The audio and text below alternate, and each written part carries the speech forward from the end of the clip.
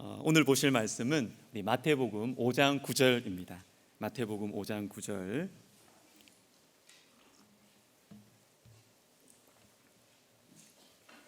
자, 우리 한 절 말씀 같이 읽도록 하겠습니다. 같이 읽습니다. 시작. 화평하게 하는 자는 복이 있나니 그들이 하나님의 아들이라 일컬음을 받을 것이미요. 아멘. 제가 한번 짧게 다시 기도하겠습니다. 하나님, 우리에게 말씀하여 주시옵소서. 우리의 아픔, 우리의 수고, 우리 인생의 짐 다 아시는 주님께서 우리에게 말씀하여 주시옵소서. 그래서 다시 일어나고 다시 진실하고 다시 새롭게 시작할 수 있도록 주님 도와주시옵소서. 예수님의 이름으로 기도하옵나이다. 아멘. 예전에 제가 피스메이커 사역, 화평하게 하는 자이죠. 이 피스메이커 사역을 하시는 남서울 교회에 이전에 담임 목사님이셨던 이철 목사님의 설교를 들은 적이 있습니다.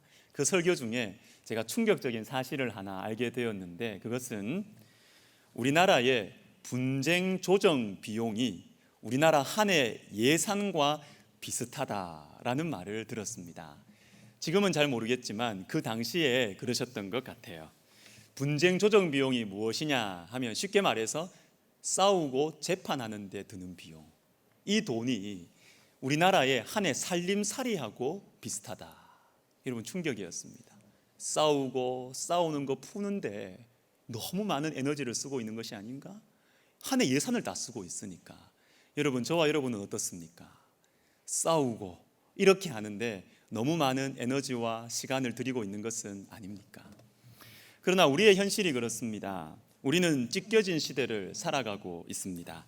남편과 아내가 찢어져 있습니다. 부모와 자식이 찢어져 있고, 계층과 계층이 찢어져 있고, 민족이 찢어져 있습니다. 그리고 주님께서 피로 값주고 사신 이 주님의 몸된 교회마저도 이렇게 저렇게 찢어져 있습니다. 고린도후서 1장 13절을 보시면, 그리스도께서 어찌 나뉘었느냐? 바울이 너희를 위하여 십자가에 못 박혔으며 바울의 이름으로 너희가 세례를 받았느냐라는 말씀이 나와요. 찢어진 이 고린도 교회를 보시면서 우리 주님이 탄식하십니다.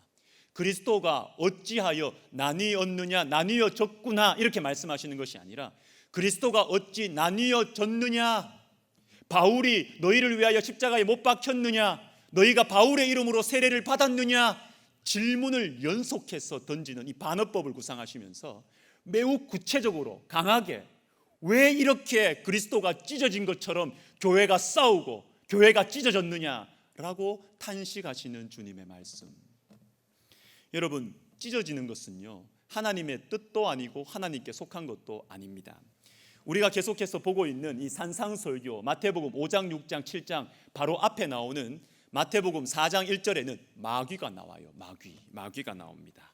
그런데 여러분, 이 마귀, 원래 이 디아볼로스라는 말, 이 마귀라는 원래의 뜻이 무엇인지 여러분 들어보신 적이 있습니까? 디아볼로스, 이 뜻은요, 유령 아닙니다. 우리나라 말로는 악한 귀신 이렇게 마귀 돼 있지만, 원래 이 단어의 의미는 도깨비도 아니고 유령도 아닙니다. 귀신도 아닙니다. 뭐냐면 헐뜯는 자, 참소하는 자, 비난하는 자. 여러분, 남의 약한 것, 남의 실수를 들추어내고 비난하고 헐뜯는 것이 마귀의 특징입니다. 한 12년, 13년 전인 것 같습니다. 제가 한 선교단체에서 6개월 정도 훈련을 받았는데, 이 마지막 프로그램으로 팀을 이루어 가지고 아프리카 탄자니아에 17박 18일 정도 선교 여행을 다녀왔습니다. 그런데 준비를 하면서 가이드북 하나를 주는데, 그 가이드북 안에 이런 글이 있었어요. 아주 오랫동안 훈련하고 사역했던 이 단체의 통찰력이 들어있는 글인 것 같아서 지금도 저는 그 글을 간직하고 있습니다. 제목은 팀을 파괴하는 사단의 지령입니다. 팀을 파괴하는 사단의 지령. 전부 17가지인데 제가 몇 가지만 소개해 드리도록 하겠습니다. 3번, 리더가 부탁한 일에 불평, 불만을 표하면서 하라. 그냥 하지. 불평을 하면서 하라는 거예요. 불만을 표하면서 하라는 것입니다. 이게 사단의 지령이라는 것입니다. 5번, 리더가 내게 책망한 일을 마음에 품고 늘 묵상하라. 하나님 말씀을 묵상해야지. 리더가 나에게 책망한 일을 계속 묵상하는 것입니다. 이 사단의 꾀임에 넘어가고 있는 것이죠. 6번, 팀원들의 실수를 다른 사람들에게 속히 알리라. 복음을 전해야 되는데 말이죠. 예수님을 알려야 되는데 팀원들의 실수를 속히 알리라. 여러분, 우리의 모습이 그렇지 않습니까? 마음이 찔릴 때가 있어요. 이 문장을 보면서 복음을 빨리 전해야 되는데, 복음을 담대하게 전해야 되는데 다른 사람의 실수를 너무 빨리 전하는 것입니다. 7번, 팀원들의 생활 중에 잘못된 점을 골라서 기도 제목으로 제시하라. 굉장히 지혜롭죠. 은근히 그냥 자기가 대놓고 이 사람 잘못됐다 그러면 자기 인격에 대해서 뭐라고 문제를 삼을 것 같으니까 기도 제목으로 은근히 사람의 잘못을 제시하라. 사단의 지령입니다. 10번, 리더가 실수했을 때는 이 말을 꼭 하라.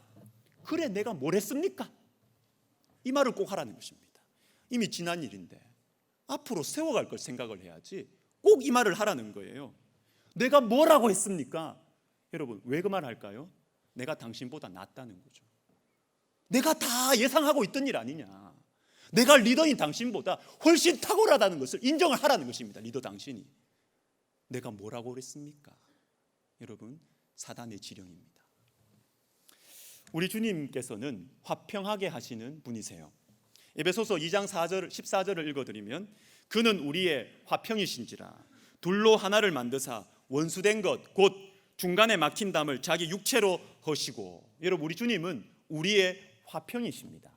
그런데 어떻게 우리에게 화평을 이루어 주셨는지 하면 16절에 이런 말씀이 나옵니다. 같이 읽습니다. 시작.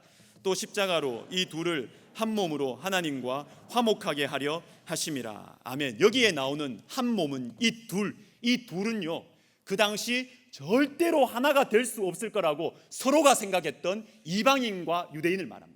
그런데 이 둘이 예수님의 십자가로 한 몸이 되었습니다. 그리고 사람과 사람이 하나가 되었지요. 화평케 되었지요. 그리고 나서 사람과 사람이 한 몸을 이루어서 하나님께 나아가도록 했다는 것입니다. 하나님과 사람 사이를 화평하게 하신 것입니다. 무엇으로? 십자가로. 여러분, 우리 주님은 화평하게 하시는 분이십니다. 오늘은 종료주일입니다. 종료주일이 가지고 있는 여러 가지 의미가 있지만 대표적으로 한 가지, 요한복음 12장 13절 말씀을 한번 보도록 하겠습니다. 같이 읽습니다. 시작. 종려나무 가지를 가지고 맞으러 나가 외치되 호산나 찬송하리로다. 주의 이름으로 오시는 이 곧 이스라엘의 왕이시여 하더라. 아멘. 우리 오늘 시온성가대에서 아주 아름답게 너무 은혜롭게 찬양을 해준 그 장면 그대로입니다. 예수님께서 예루살렘에 들어오실 때 왕이 행진하는 것처럼 들어오셨고 사람들은 왕을 맞이하는 것처럼 종려나무 가지를 흔들면서 예수님을 맞이하고 찬송했습니다. 그러나 여러분, 우리 주님이 지금 무엇을 향해 걸어가고 계십니까? 십자가죠. 십자가를 향해서, 왕좌가 아니라 십자가를 향해서 우리 주님 지금 걸어가고 계시는 것입니다. 십자가가 무엇입니까? 하나님과 사람을 화평하게 하고 사람과 사람을 화평하게 하는 것이 십자가입니다. 십자가. 우리 주님이 십자가로 걸어가시는 이 종려주일의 행진은 화평을 위한 걸음이에요. 화평을 위한 발걸음인 것입니다. 예수님 당시의 사람들은 그러나 이 오늘 본문 화평케 하는 자가 하나님의 아들이라 일컬음을 받을 것이다, 이 말씀을 쉽게 이해할 수가 없었어요. 왜냐하면 화평케 하는 자와 뒤에 나오는 하나님의 아들이 매치가 안 되기 때문에. 왜냐하면 이 당시 예수님의 말씀을 듣던 유대인들의 마음속에는 하나님의 아들을 기다리고 있었습니다. 하나님의 아들을. 그런데 그들이 기다렸던 하나님의 아들은 로마 제국의 압제에서 우리를 해방시켜줄 정치적인 지도자, 군사적인 지도자, 경제적인 지도자를 기다렸던 거예요. 그들이 하나님의 아들이었습니다. 그러나 우리 주님 뭐라고 말씀하세요? 너희에게 진짜 필요한 하나님의 아들은 화평케 하는 자다. 하나님과 너희 사이를 화평케 하는 분, 그리고 사람과 사람 사이를 화평케 하시는 그분이 바로 너희에게 필요한 하나님의 아들이다 라고 말씀하시는 것입니다. 여러분, 화평하게 하는 자가 필요합니다.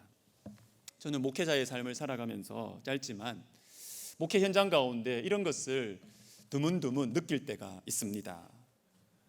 화평하게 만드는 사람 만나기가 참 힘들다. 참 힘들다. 교회를 가든 어디를 가든 신앙인들이 모였는데요, 화평하게 만드는 사람 만나기가 참 힘들어요.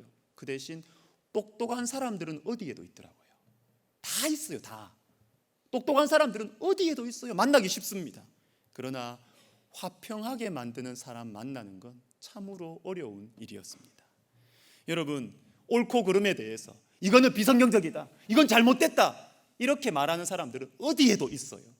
그러나 자기 십자가를 지는 사람, 화평하게 하는 사람은 참 만나기가 어렵습니다. 이런 차원에서 우리는 우리가 추구하는 신앙의 방향, 신앙의 목적에 대해서 다시 한번 생각해 볼 필요가 있습니다. 진리의 말씀에 비추어서 옳고 그름을 분별하는 것, 그리고 그것을 말하는 것 필요해요. 좋아요. 있어야 됩니다. 그러나 그 수준을 넘어서야죠. 그 수준을 넘어서야 되는 것입니다. 성경이 말하는 성숙한 신앙은요, 옳고 그름을 판단하고 분별하고 말하는 것을 넘어서서 품어주는 거예요. 싸매주는 거예요. 세워주는 것입니다. 잘못됐다, 사람 없애고 끝이면 뭐합니까? 품어주고 일으켜줘야죠. 다시 세워줘야죠. 이게 성숙한 신앙입니다. 이를 위해서는 자기가 죽어야 돼요. 자기가 죽어야 돼요. 자기를 부인하는 이 신앙이 우리 오늘날 한국교회에서 너무 약해진 것 같아요. 이거 옳다, 저거 잘못됐다, 이거 성경적이다, 이거 비성경적이다. 좋아요, 맞습니다. 그러나 약한 영혼을 품어주면서 기다려주는 그 마음은 어디에 갔습니까?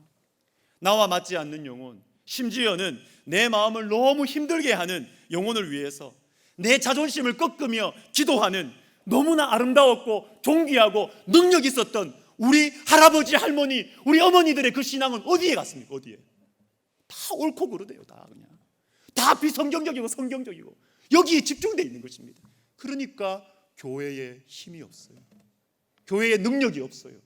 인간의 소리는 많이 나올지 모르지만 예수의 생명이 나오지 않는 것입니다. 예수의 능력이 나오지 않는 것입니다. 내일부터 금요일까지 우리 교회는 고난주간 특세로 모일 겁니다. 그 주제가 예수의 죽음, 예수의 생명이에요. 제가 이 주제를 정하는 과정 속에서 약간 고민을 했습니다. 왜냐하면 좀 더 직접적인 문장을 만들고 싶었거든요. 죽어야 삽니다. 죽어야 삽니다. 근데 이거 하려고 했다가 제 머릿속에 한번 상상을 해봤어요. 우리 캠퍼스 곳곳에 죽어야 삽니다 이렇게 달아놓으면 이게 애들이 시험을 받을 것 같아가지고 이게 좀 이상할 것 같아서 그냥 마음을 접었습니다. 그런데 여러분, 정말 죽어야 삽니다. 죽어야 삽니다. 살아있으면 못 삽니다. 내가 죽어야 예수님이 내 속에 삽니다. 내가 삽니다. 예수님의 생명은요, 예수님의 죽음을 통과했을 때 예수님의 생명이 나와요. 그런데 우리는 바로 예수님의 생명으로 가는 거라, 바로 하나님의 아들로 가는 거라. 그러니까 안 되죠. 그러니까 화평하게 하는 자가 하나님의 아들이라 일컬음을 받는데, 예수님의 죽음을 통과해야 예수님의 생명을 경험하는데 바로 예수님의 생명으로 가니까 인간적인 능력은 나올지 모르지만 예수님의 능력이 나오지 않는 것입니다. 죽어야 사는 것입니다. 고린도전서 1장을 보겠습니다. 고린도 교회는 문제가 많았습니다. 여러 가지 문제들이 있었는데 그 중에 하나님께서 제일 먼저 집어서 기록해 주시는 문제가 뭐냐면 분열이에요. 분열. 1장 12절 말씀을 같이 읽습니다. 분열의 핵심이 나옵니다. 시작. 내가 이것을 말하거니와 나는 아볼로에게, 나는 게바에게, 나는 그리스도에게 속한 자라 한다는 것이니. 아멘. 문제의 핵심이 뭡니까? 왜 분열이 일어납니까? 사람에게 집중하기 때문에 분열이 생깁니다. 사람에게. 바울에게 속했다. 나는 아볼로스님 존경한다. 나는 베드로 목사님 편이다. 너무 존경한다. 아니 여러분, 베드로, 바울, 아볼로 다 괜찮은 사람들이에요. 무슨 흠이 있는 게 아니에요. 그러나 훌륭한 지도자라고 하더라도 사람에게 집중하면 그 공동체는 분열이 생깁니다. 사람에게 집중하면 그 교회는 분열이 생긴다는 것이에요. 여러분, 사람에게 집중하지 마시고 예수님께 집중하시기를 바랍니다. 예수님을 바라보아야 분열이 일어나지 않고 화평하게 될 수가 있는 것입니다. 그래서 여러분, 우리가 예수님을 바라봐야 된다, 예수님께 집중해야 된다라는 것을 다르게 표현하면 본질에 집중해야 된다는 말이에요. 본질. 여러분, 본질이 강한 사람은요 융통성이 있어요. 자신감이 있거든요. 아니 뭐 이거 양보하지 뭐 너 해. 관계없습니다. 본질이 강한 사람은 싸우지 않습니다. 웬만해서는 싸우지 않습니다. 융통성이 있습니다. 그래서 본질이 강한 사람, 복음이 강한 사람, 예수님을 정말 만나서 자기가 꺾여본 사람은 싸우지 않습니다. 화평케 하는 자가 되는 것입니다. 어떤 교회에서 태신자 전도주의를 준비했습니다. 그날을 준비하면서 큰 싸움으로 번져가지는 않았지만 그 교회 안에서 약간의 논쟁이 된 이슈가 있었어요. 그게 뭐냐면 점심 식사를 밥으로 할 것이냐 국수로 할 것이냐. 교회 처음 오는 분들 잘 대접해야 되는데 국수파와 밥파가 서로 막 싸우는 것입니다. 국수가 맛있다. 아니다. 밥심이다. 여러분, 저 같으면 국수에 밥을 말아 먹었을 것 같아요. 저 그거 좋아하는데. 여러분, 본질이 강하면 양보할 수 있습니다. 뭐 밥 먹으면 어떻고 국수 먹으면 어떻습니까? 뭐 밥 먹으면 주님 더 잘 영접합니까? 아니잖아요. 양보하면 되는 것입니다. 세세한 것까지 관심을 기울여야 하지만 여러분, 우리가 본질이 강하면 화평하게 할 수 있습니다. 싸우지 않을 수 있어요. 여러분, 우리가 지금까지 이 말씀을 들었는데 화평하게 하는 자, 십자가를 향한 행진이다, 자기를 부인해야 된다. 여러분, 이까지 말씀을 들으시면 아마 이런 생각이 좀 드실 것 같습니다. 누가 그럼 화평하게 하겠는가? 손해보는데 누가 하겠어 이거? 이렇게 생각하실 거예요. 그러나 제가 지금부터 이 설교의 후반부로 들어가면서 여러분들을 좀 설득을 하려고 합니다. 화평하게 하는 자가 얼마나 지혜로운 선택인지 제가 여러분들을 설득하고 초대하려고 합니다. 여러분, 화평하게 하는 자의 길을 가는 사람은 제가 볼 때는 굉장히 지혜로운 사람입니다. 똑똑한 사람입니다. 창세기 13장을 보겠습니다.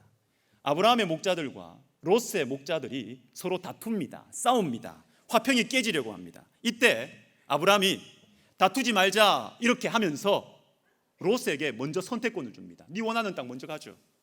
그런데 눈치 없이 롯은 또 좋은 땅을 가지네요. 롯이 좋은 땅을 향해서 떠나갑니다. 그리고 아브라함이 덩그렇게 혼자 남아 있습니다.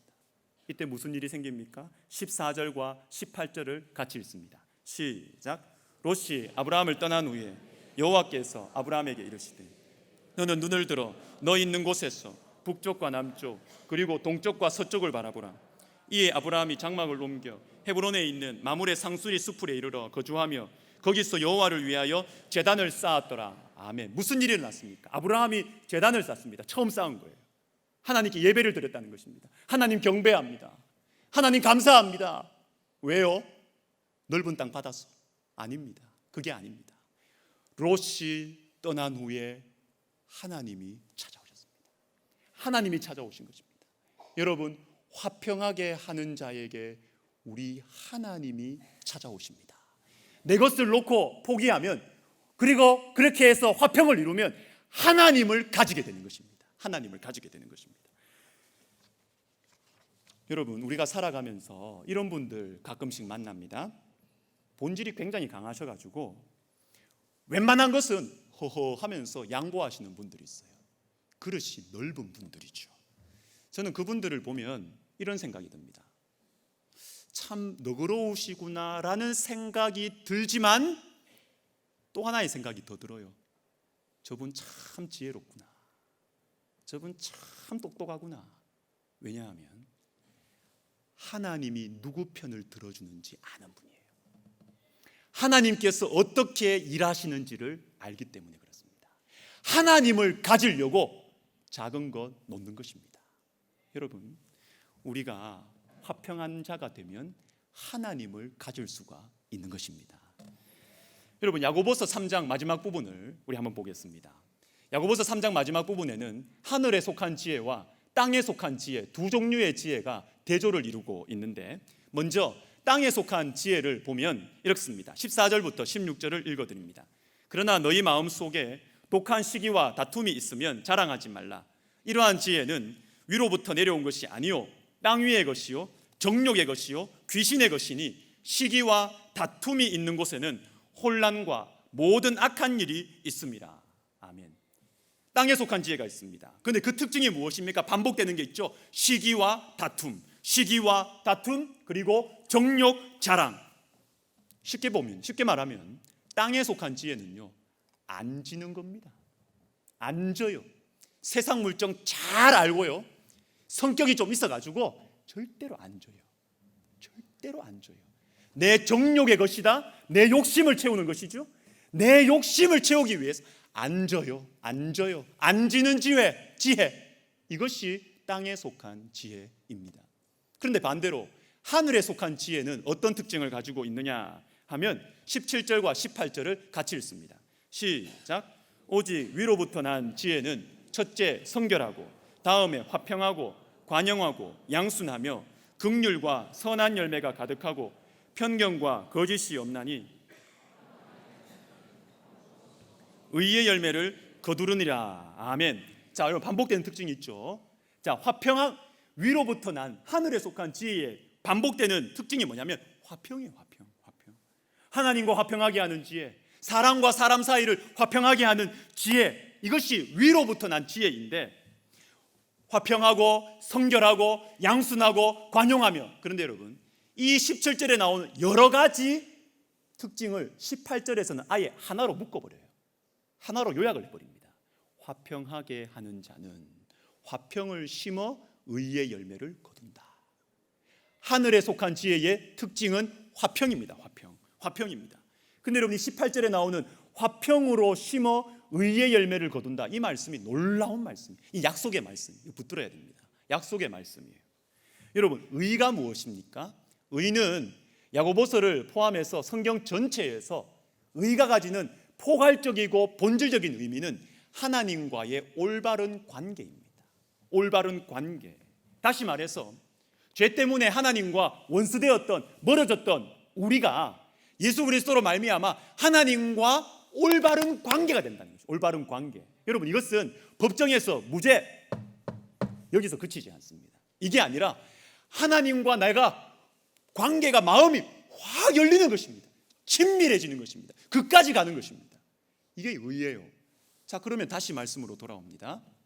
3장 18절에 화평하게 하는 자는 화평으로 심어서 내 것을 좀 내려놓고 양보하고 화평하게 하는 자가 되면 뭐를 거둔다고요? 의의 열매를 거둔다. 다시 말해서 하나님을 가지게 된다. 하나님과 올바른 관계, 하나님과 친밀한 관계, 하나님을 가지게 된다라는 것입니다. 여러분, 어느 것이 좋으세요? 땅에 속한 지혜 가지고 여러분 그렇게 사실래요?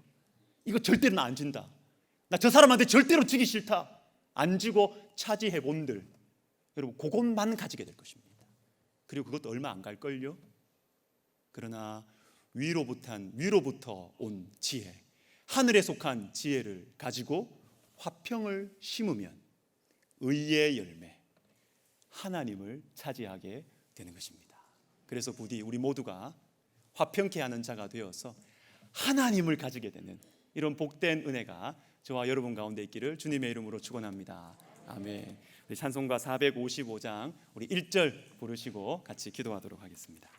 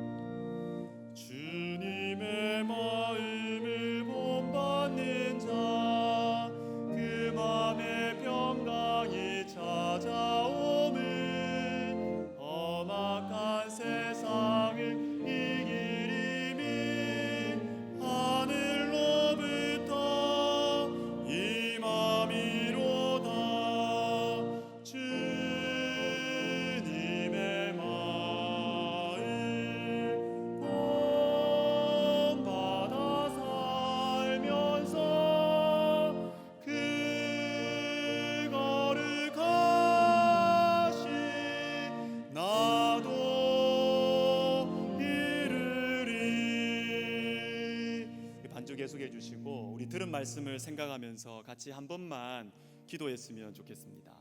주님, 제가 주님을 닮아서 제 이 좁은 가슴에 주님의 마음이 들어와서 제 이 옹졸하고 욕심 많고 지기 싫어하고 손해보기 싫어하는 저의 마음 속에 주님의 성령을 부어주셔서 주님, 제가 화평하게 하는 자가 되게 하여 주시옵소서. 그래서 이 땅에 있는 작은 것 이거 움켜쥐고 만족하는 땅에 속한 지혜가 아니라 영원한 것 전부 다를 가질 수 있는 하늘에 속한 지혜, 위로부터 오는 지혜를 가지게 하여 주시옵소서. 우리 시간 같이 기도하겠습니다. 하나님 아버지, 감사합니다. 우리 주님께서 우리에게 은혜를 베풀어 주시고 우리의 눈을 열어 주셔서 하나님 위로부터 오는 지혜 우리가 갖게 하여 주시옵소서. 하나님 아버지, 우리가 땅에 속한 지혜로 말미암아 얼마 있다가 사라져 버릴 것들, 땅에 속한 것들, 내 욕심을 채워주는 것들에 만족하지 않게 하여 주시고, 우리 하나님 아버지, 우리가 하나님을 차지할 수 있도록 우리 하나님과 활짝 열린 시온의 대로를 우리의 마음속에 주님께서 건설하여 주시도록 하나님 은혜를 베풀어 주시옵소서. 주님이여, 우리의 심령 속에 아버지여 성령을 부어 주시옵소서. 하나님, 우리는 본질상 진노의 자녀이어서 하나님, 우리는 욕심대로 살아갈 수밖에 없습니다. 하나님 아버지여, 주님의 마음, 주님의 영, 새로운 성령 우리 가운데 허락하여 주셔서 내 마음을 새롭게 하여 주시고 나로 하여금 화평하게 하는 자, 그래서 하나님을 얻는 하나님의 아들들이 되게 하여 주시옵소서. 주님 감사합니다. 주님 감사합니다. 예수님의 이름으로 기도하옵나이다. 아멘.